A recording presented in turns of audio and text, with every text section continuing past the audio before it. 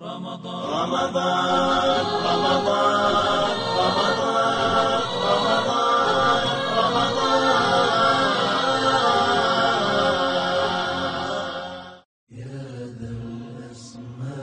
Ramadan, qui est le mois du Coran, le mois du pardon et de la miséricorde, le mois du jeûne, le mois des prières nocturnes, le mois de l'amour et de la fraternité des musulmans approche. Ce mois est à la porte.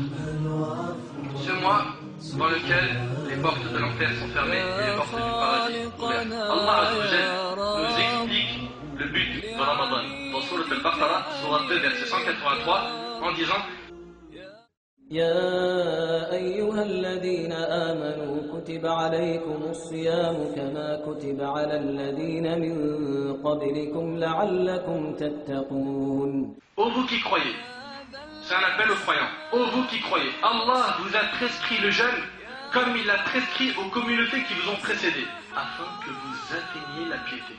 Voilà le but de Ramadan. C'est aussi que tu te trouves là où Allah veut et tu t'éloignes des endroits qu'Allah déteste. Ça, c'est quelqu'un de pieux.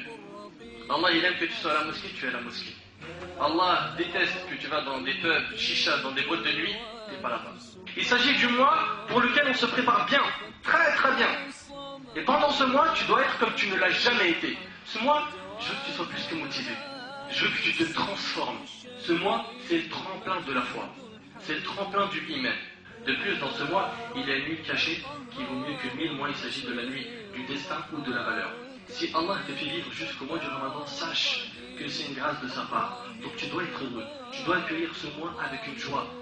Car on ne sait pas si nous serons encore là l'année prochaine. Mes frères et sœurs, je veux que chacun de nous sacrifie dans l'adoration pendant le mois du Ramadan. Comme le martyr a sacrifié sa vie pour Allah Azza wa Jal. Le Ramadan est un combat et je vous propose que l'on se transforme pendant ce mois en cavalier.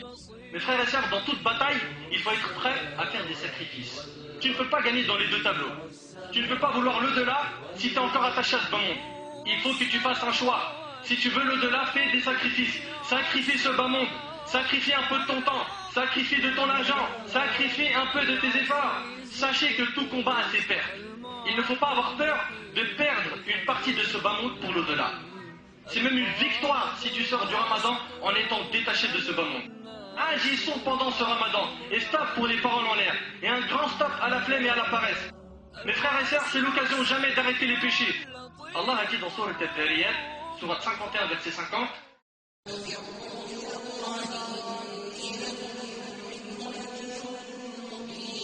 fuyons vers Allah en faisant ce qu'il aime, car il n'y a que lui, subhanahu wa ta'ala, qui peut nous protéger de son châtiment. Il faut que nos cœurs soient les plus attachés à la religion.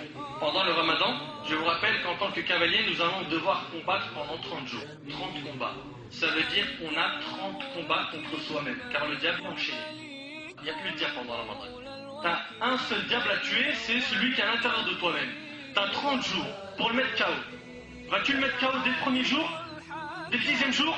Ou plutôt, comme chaque année, tu vas ressortir vaincu par ton nefs, vaincu par ton diable. Et rebelote, tu retombes dans les péchés. Visez haut, il nous reste que quelques heures. Vise haut. Me dis pas, je vais me contenter d'écouter, faire ce que je peux, je vais jeûner. Non, lève la barre haute.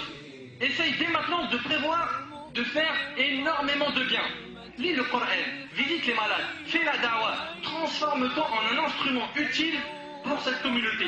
Fais des aumônes, sois bon envers tes parents, envers les musulmans et même avec les non-musulmans afin de les appeler à l'islam. Et on t'invite à jeûner même si tu ne pries pas. Et tu seras jugé pour chacun des deux. Et fais très attention.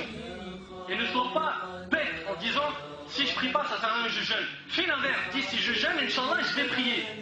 Prends des décisions pendant ce mois-là de lire le Coran en entier. Prépare une somme d'argent pour les sadaqat, les aumônes que tu vas faire pendant Ramadan, pour nourrir les pauvres. Certains, alhamdoulilah, ils sont intelligents. Les 10 dernières nuits, ils dorment dans la mosquée. Ils font ce qu'on appelle al-i'tikaf, la retraite pieuse, la retraite spirituelle. Et celui qui prie avec l'imam de Tarawih, qui dure 1 heure, il a une énorme récompense. Vous savez c'est quoi sa récompense? selon Abi Dharr, radiyallahu anhu, le prophète sallallahu alayhi wa sallam a dit, quiconque prie avec l'imam jusqu'à ce qu'il termine, Allah lui inscrit la récompense de celui qui a passé toute sa nuit en prière. Fais la da'wa autour de toi, appelle les gens bien, apprends-leur la prière, la lecture du Coran, dis-leur, priez le tarawih. Et pendant qu'ils prieront, tu récolteras toutes les hasanats qu'ils auront sans que leurs bonnes actions ne soient diminuées. Et de ce fait, tu auras assuré ton ramadan.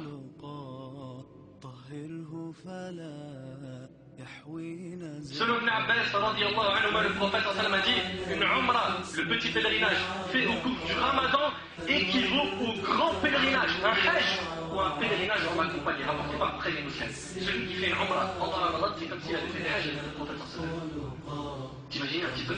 C'est le top. Alors là, celui qui frappe dans la umrah pendant le ramadan, bingo, t'as gagné.